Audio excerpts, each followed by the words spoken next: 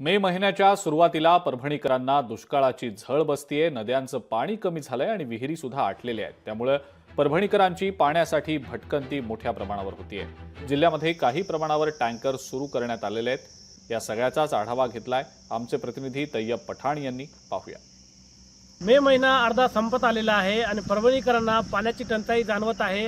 आता मी जिथं आहे दुधना नदी आहे। दुधना नदी पात्र तुम्ही पाहू शकता पाण्याची पातळी किती खाली झालेली आहे। नदी चक्क कोरडी झालेली आहे आणि परभणी शहरातील ज्या दुसऱ्या प्रमुख नद्या आहेत त्याही वाढलेल्या आहेत आणि जे विहिरी आहेत बोरवेल आहेत ते सर्व काही आटलेले आहेत आणि येणाऱ्या दिवसात परभणीकरांना भीषण पाणी टंचाईचा सामना करावा लागणार आहे अशी परिस्थिती सध्या जिल्ह्यात निर्माण झालेली आहे।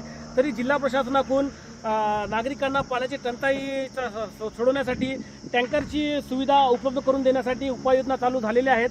येणाऱ्या काही 1-2 दिवसांमध्ये पाण्याचे टँकरही जिल्ह्याभरात चालू होणार आहेत आणि येणाऱ्या दिवसांमध्ये परभणीकरांना भीषण पाणी टंचाईचा सामना करावा लागणार आहे।